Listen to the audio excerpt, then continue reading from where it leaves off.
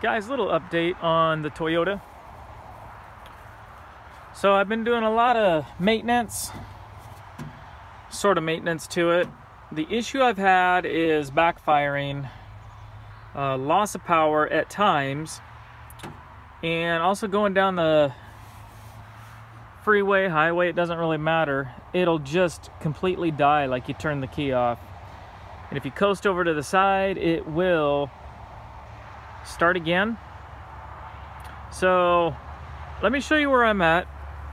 I did have a definite leak on the intake manifold, so I did change that. No leak. I did have an exhaust leak on the header here, and this used to backfire quite a bit. So far, no backfiring. So I do believe some of what I did has helped.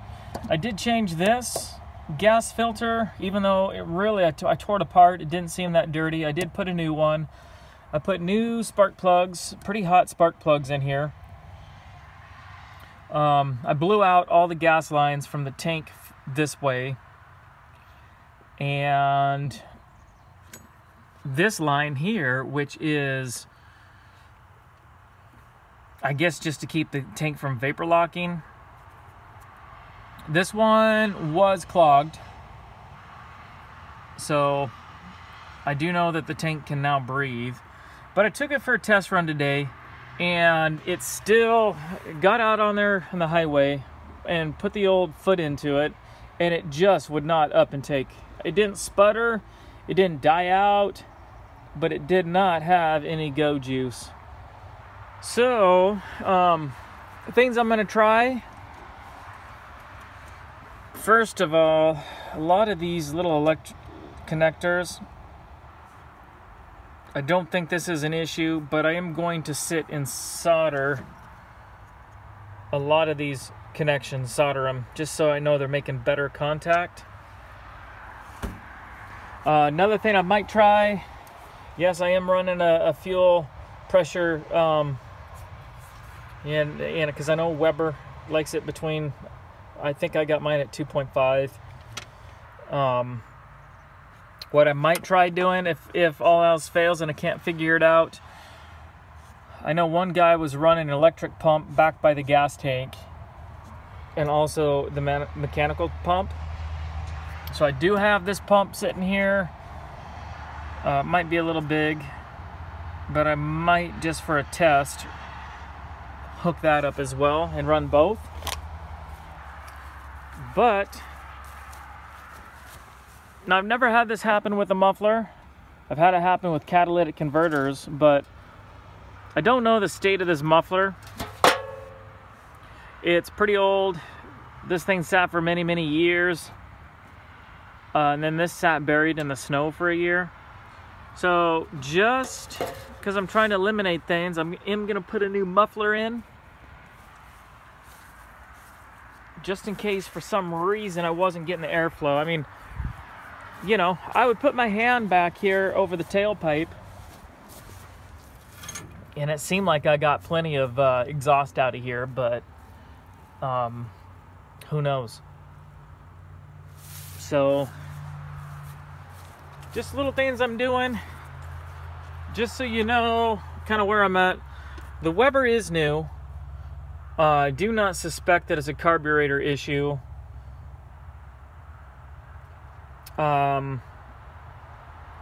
As far as it dying out, stalling out, I know that if the intake manifold leak is bad enough, you can get it to, you know, where it'll die out, but I didn't think I had that bad of a leak. So right now, as I know, the only thing I'm really fighting is kind of a loss of power. You want to give it the gas and it just wants to bog down.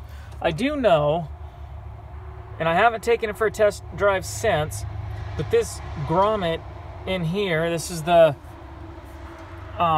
what feeds the Weber some air pressure. This grommet was broken, and so this would not stay in. It would just flop out. So I'm thinking the Weber wasn't getting the amount of vacuum it needed. So that could be a likely culprit, but like I said, I've not taken it for a run. So I'm just gonna work on it and take it for a test spin. All right, guys, new muffler in there. I was actually gonna change the pipe, going back to the tailpipe, because it's pretty rusty, but in my remote location, they are completely out of the pipe fittings that I need. So, I did start it up, and when I punch the gas pedal, I'm now getting some backfiring and some popping, you might say. So, I'm inclined to think that I haven't fixed anything yet. So what I might do is look around in the vicinity of the carb, recheck the carb for leaks, and just check all the settings on the carb. It's just, I know when you stomp on it, it just wants to kind of backfire and die. I did tune this down a bit. It had kind of snuck up to 3. So I'm back down to 2.5. So I don't know. I got to get the muffler welded up and probably end up taking it for a test spin. So I got the welder out. It's just a little 110 welder, but I'm only going to do a few little tacks on the muffler, on the joints. So I'm not welding it solid at this point. I don't think I have fixed the issue by any means. So, man, I don't know. I'll check the carburetor for leaks. Other than that, it just has to be a carb adjustment, I guess.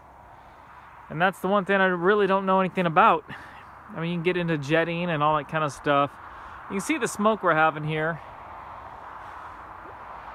Well, I don't know if it shows up on camera, but so we've got fires or smoke coming in from fires somewhere. You see those back trees there are all kind of hazy, but kind of sucks to be out here for any length of time. So I'm gonna do some welding here. It's green grass, so my plan of action is not to add to forest fires, because we do have a forest right there. Also, if you're like me, prior to welding, make sure you fill up with gas. Always a great idea. So we got a nice full tank under there. So guys, off the subject of my running issues, but another thing I got out here is, I mean, you just look at this thing wrong and you get rust. So here in Idaho, at least the part that I live in, you've got snow, which means you have salt on the roads for at least 6-7 months a year. And it just creates havoc.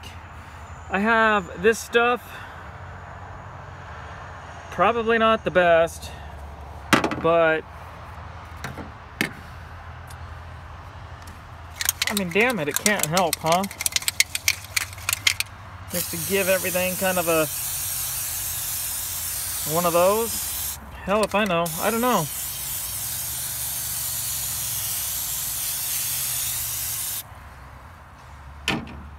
Also, what I want to do, because these things, they've got the outside and the inside, and they rust from the inside out, these beds. So what I'm planning on doing up here on this lip is I want to drill a series of holes and then get the little rubber caps, and then I'm going to mix up diesel and oil about 50-50 in a sprayer, and I'm literally going to coat inside these panels with diesel and oil,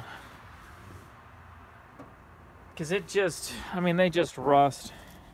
This one here, you could see the classic tall tale sign where you can see all the rivets, and that's because the rust gets in there and it starts separating and expanding that metal out, but the rivets are still holding it. So I do have that all the way down the side. I just skimmed it with Bondo. So, heck, I don't know. I hope this does something. All right, I'm gonna test drive it now. I can't really film it, but I'll let you know how it goes. All right, guys, I took it for a test drive, and issues have changed. I don't know, I wouldn't go calling them improved or not improved. So it used to diesel when you turn the key off. It used to be hard to start. Used to die when driving down the road. What else? And no power. So now it does not diesel when you turn it off. I've not had it die yet on the road, but I mean it could. I just haven't driven it long enough. But it is really the only complaint now is two things. It's gutless. Hardly has any, you got to put the foot in it, hardly has any get up and go. And now you'll hear pops, you know, like it's backfiring, but in the carb or intake, somewhere on that side, where it used to be exhaust manifold. Things I did, put a new intake and exhaust manifold gaskets. I set the lifters. I put a new fuel filter. I blew out all the fuel lines. Put a new muffler. I'm sure there's some other things that I did. I did double check the fuel regulator to make sure it was set, because I know a Weber likes a certain amount. Things I'm thinking about doing, I read a thread where a guy put an electronic pump back by the gas tank and still ran the manual. I might try it. I got nothing to lose. Right now I'm just running the manual fuel pump. So maybe it's starving for fuel. I don't know. Probably a Weber carb setting. It's complete. It's a brand new Weber 3236. So the jets in everything is factory. I don't know. I'm at a loss. If any of you know what would cause it, just be gutless. I mean, literally, you pull into traffic and you can't go anywhere. Leave it in the comments if you've run into this or you have an idea, because I am at a complete loss. Carb adjustments are not my thing, but I might have to go there and make it my thing. So just a short little video. I haven't posted in forever and a day. We have sold this farm. This is our 25-acre farm, and we are about to embark on a new adventure, which I will be posting hopefully soon. And then I have some new exciting projects that I'm gonna be doing, so stay tuned for that. And if you could, please subscribe and follow along. Thanks, guys.